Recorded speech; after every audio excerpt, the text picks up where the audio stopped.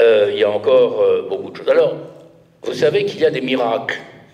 Et il y a un miracle.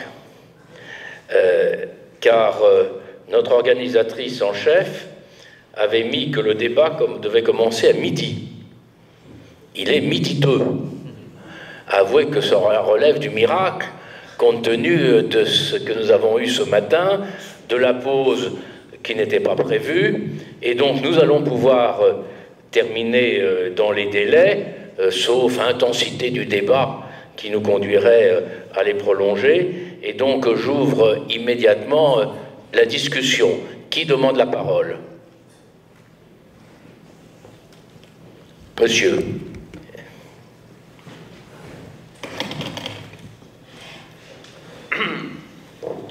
In Germany, I want to make some remarks to the intervention of Mr. Schaldecker, and then one remark to the intervention of the Portuguese colleague. First to Mr. Schaldecker. First of all, you just described the development, and that more or less was based on the assumption that a deficit in general is bad, but it's more the question of the level of the deficit, and the question is therefore if a balanced budget requirement that is not too strict for that purpose to reach sustainability of the budget, which is the main purpose of such constitutional requirements. Secondly, when you described all the theories, you didn't say anything how valid these theories are. And I think one should say something about that, because at least two theories are not very convincing. That's especially the strategic deficit theory that is not empirically supportable, and also the theory on budget cycles is not very true, or doesn't correspond to the reality. In general, one can say, if you look at the developments of the deficits, especially after the Second World War, which is mainly interesting for us, that the real economic developments were much more important for the rise of the deficits. That is true for the first small depression in the 70s when the oil crisis came, and then for the financial crisis that let the deficits explode. And that had nothing to do with the public choice theories at all. What one can say is that the theories you presented to us have mostly the effect that they reduce the possibilities, to reduce the deficit after the boost of the deficit. So it has some validity, these theories, but as, in my eyes, a very small one in relation to the real economic development. And the last point I want to make is the question of effectiveness. You said rightly the empirical research shows that the experiences are very mixed. The experiences, especially in the United States, are not very convincing. They are good in Switzerland. And the question is why, and my guess is it's more the political consensus in Switzerland that wants to reduce the deficit that is responsible for the effectiveness of the balanced budget requirement in Switzerland. And besides that, at least in some cantons, the investments are not covered by the balanced budget requirement. So that's an extra venue that can lead to investments. So what I wanted to say is balanced budget requirements are effective when the people and the political powers want it and are convinced of it, but it doesn't work very well if they don't. So that should be always the main question. Secondly, one remark to the Portuguese colleague. You said, when I understood you correctly, that you consider the balanced budget requirement as a principle and you don't want to have it as a rule. But I think that's a wrong concept. The question is, if you constitutionalize such a balanced budget requirement, and then you want to have the Constitutional Court decide on that, what should such a court do when he has to balance all the other, the balanced budget requirement on the one hand side and all the other, let's say, social rights and other political considerations? Shall then the Constitutional Court raise the taxes or raise the deficit, or what should such a court do? So if you wanna establish a balanced budget requirement, you can do it only as a rule. And secondly, I mean, the question, and that's the Constitutional Court, they can't dispense of the hard choice usually Parliament has to make. I mean, you have to finance social expenses and all the other expenses. You can do that either by taxes or you can do it by loans or credit. And either you raise the taxes if you want to spend more money on social questions, or you have to raise the debt, the credit. But then you are dependent on the financial market. And that will look if you are able in the long run to pay for the credit you take. So it's quite needless just to postulate to spend the money.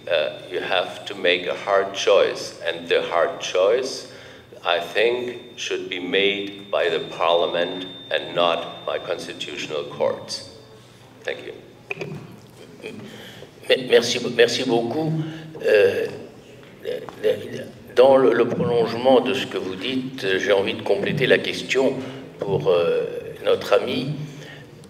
Comment se fait-il que la théorie économique d'aujourd'hui considère que le déficit budgétaire est fondamentalement mauvais, alors que j'ai des souvenirs de mon vieil ami Lord Keynes qui expliquait qu'un déficit raisonnable était au contraire générateur d'une croissance économique par un effet multiplicateur.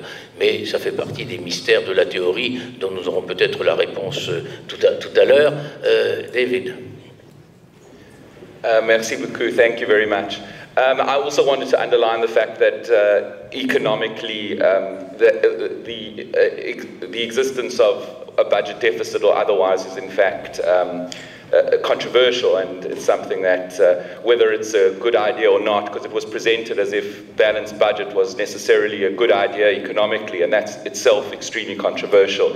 And I would ask Professor Schaltegger to elaborate on his reasons for why he thinks the balanced budget is desirable. But my main question was actually to Professor GOSSERIES, a question around the relationship between intergenerational equity and current generations' suffering now. So if we have a question of having to do intergenerational equity, and we have people, for example, who are going to not be able to access adequate food or housing or healthcare, is there no priority in the system that you suggest? It seems to me that there should be a priority for current generational suffering over future potential generational inequity. And I'm interested in your perspective on that question. I know this is a complex issue in for example, in something like Rawlsian theory, but I'm interested in your perspective. I wasn't sure exactly where you were coming from in relation to that. And just a comment, I've come from a developing country, South Africa, and I think it's very interesting because in Europe, a lot of the debate has been very much European around where there's quite a high level of social rights protection. In South Africa, many people are suffering, and many developing countries, from a lack of complete existence of social rights. Children are malnourished, people lack adequate housing, basic health care. And we have a low tax base, for example, in many of these countries as well, which obviously is something we wish to develop. And so the notion of having a balanced budget rule which could constrain expenditure on the most basic goods for individuals seems completely inequitable and wrong from a view that would wish to protect a basic threshold of rights. And I wonder if we also need to distinguish in our thinking around social rights between the basic threshold which ensures protection for individuals living above a level which they would not be able to survive or their very dignity would be affected, and a slightly higher level of protection which ensures their higher level of functioning and being able to flourish in a more decent manner. Merci beaucoup. Monsieur Gosseries, si vous avez entendu la question, je vais vous donner la réponse, je vais vous donner la parole, pardon, tout de suite pour la réponse, parce que j'ai toujours peur que la technique vous fasse disparaître de notre écran. Alors, si vous voulez répondre tout de suite. Merci. La technique est relativement fiable, parce qu'elle est un peu la technique constitutionnelle dans certains cas. Just to answer the question, very good question. Do you hear me? Yes. So very good question. 2 points to answer the question. First, the main concern for several of the theories of intergenerational equity is the difficulty to justify any form of accumulation. And the basic idea here, sorry. Yes. Oh, yes. Yes, it's good. And, okay, the basic idea here is a concern for the opportunity cost for the current generation. So, as a first answer to your concern, you don't need a bias in favor of the current generation. A theory of intergenerational justice that is impartial towards all generations, including the current one, can perfectly address your concern. The second point is that you might be right that if you are in a phase of accumulation, so typically, neo-Rawlsian theory will have 2 phases, an accumulation phase and a steady state. And the claim would be, during accumulation, you have a duty to save, and then once you reach a certain threshold, then you have an obligation neither to transfer more to the next generation, nor to transfer less. So the idea is, it is unfair to transfer more to the next generation than what you received from the previous one, and it is unfair towards the least members of your own generation. So theories of intergenerational justice are worried about exactly your concern.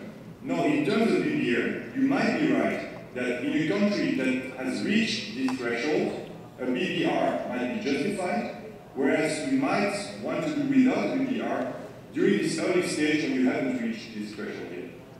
Thank you. Merci beaucoup, restez avec nous. Il y avait d'autres questions. Alors, oui, monsieur.